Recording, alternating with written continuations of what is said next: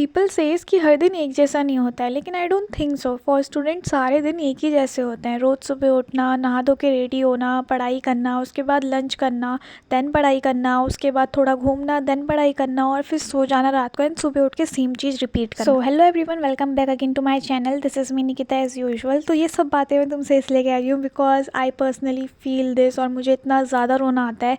I want my childhood back. तो आज के ब्लॉग की शुरुआत में करती हूँ सीधा लाइब्रेरी पहुँच के, and due to some reasons मैं पिछले 2 दिन से वीडियो अपलोड नहीं कर पाई थी। I got many of your messages commenting कि तुमने वीडियो क्यों नहीं डाली है, डेली वीडियो क्यों नहीं डालते हो एंड ऑल। तो मुझे पर्सनली बहुत अच्छा लगा, लेकिन ड्यू टू सम रीजंस मैं वीडियो नहीं डाल पाई थी। एंड 2 दिन से मेरी पढ़ाई भी बिल्कुल नहीं हो पाई थी, मैं पूरा 2 दिन डिस्टर्ब्ड रही थी। सो आई वॉन्ट कि अब आने वाले दिनों में ऐसा ना हो और मैं रेगुलर अपने आप को टाइम दे पाऊँ।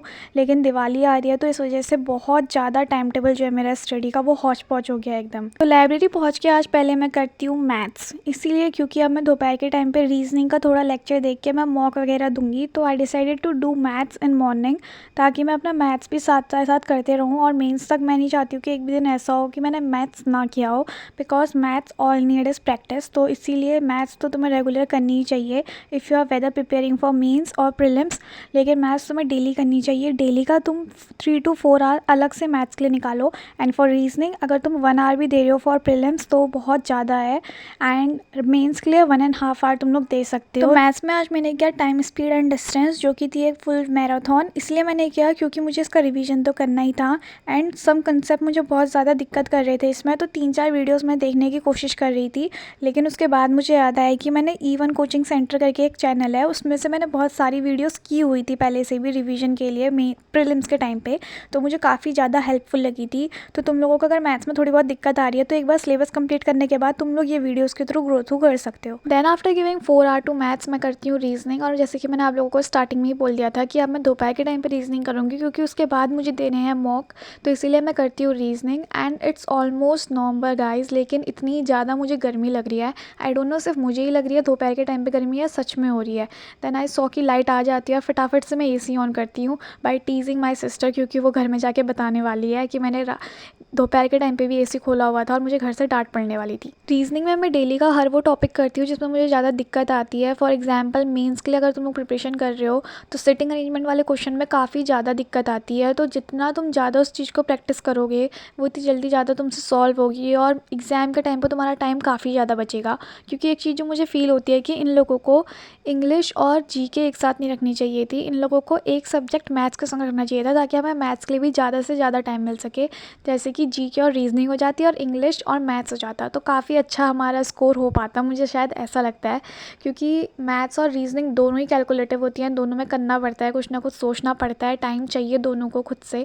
तो इसलिए मुझे थोड़ा लगता है कि मैथ्स के संग अगर GK होती तो काफ़ी ज़्यादा अच्छा हो जाता हमारे लिए भी। But anyways it is what it is and we have to go through this. उसके बाद मैं करती हूँ कमल सर से सिटिंग अरेंजमेंट के सारे क्वेश्चन, क्योंकि इसमें मुझे थोड़ी बहुत दिक्कत लग रही थी, क्योंकि एग्जाम्स के टाइम पे सॉल्व होने वालों में से नहीं है। अगर हमने इनकी ज़्यादा प्रैक्टिस नहीं की तो वहाँ पे मेंस में जाके एग्जामिनेशन हॉल में जाके ये पक्का हमें बहुत ज़्यादा दुख देंगे। So I decided to do seating arrangement के क्वेश्चन। और बहुत सारे लोगों के मैंने कमेंट भी देखे थे आस्किंग फॉर प्रीलिम्स के लिए मैंने कैसे क्या किया था, ये सब क्या किया था। तो यार देखो, पहले सबसे पहले तुम लोग किसी की मत सुनो, तुम लोग पहले अपना सिलेबस कंप्लीट करो। ये मैं तुमसे शुरू से कहते हुए आई हूँ। और बहुत सारे लोग ये भी पूछ रहे थे कि सिलेबस कैसे कंप्लीट करना है, मतलब क्या टाइम के अकॉर्डिंग आपने दिया था या फिर कैसे टाइम देना है एंड ऑल।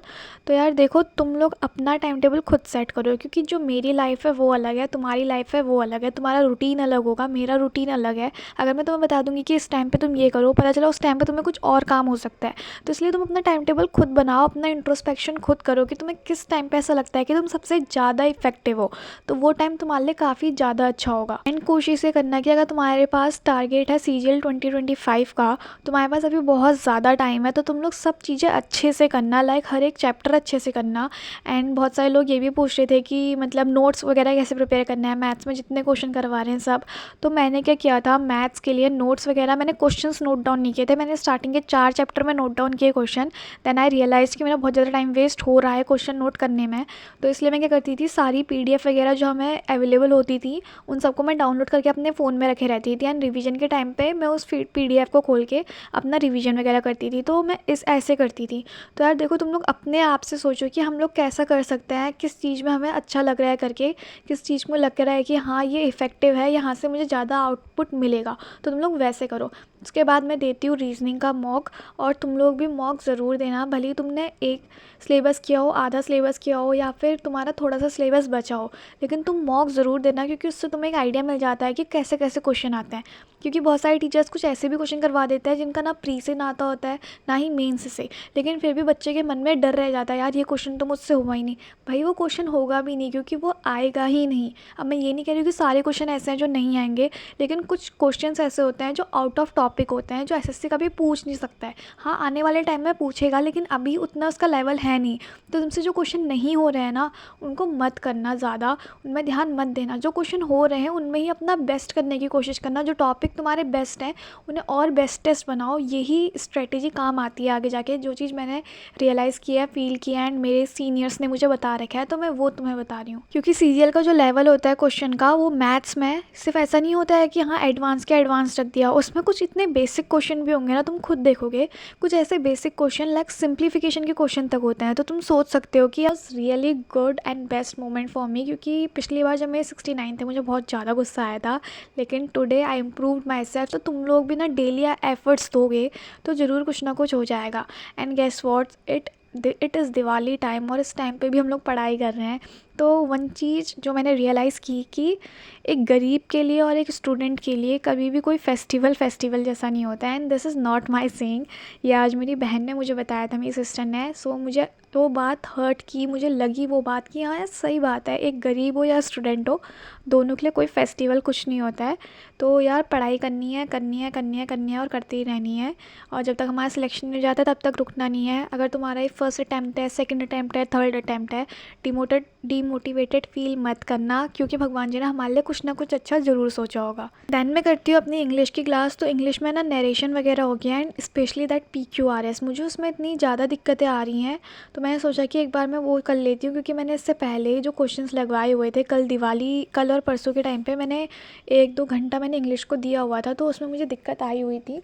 तो इस वजह से मैं सोचती हूँ कि उस चीज़ को कवर अप कर लेती हूँ नरेशन वगैरह की वीडियोस देख के। एंड देन आई फाउंड कि मेरी बहन मुझे पीछे से आवाज़ लगा रही है। मुझे लगा कि वो पहले मुझे ऐसे ही बुला रही होगी, तो मैंने उसमें इतना ध्यान नहीं दिया।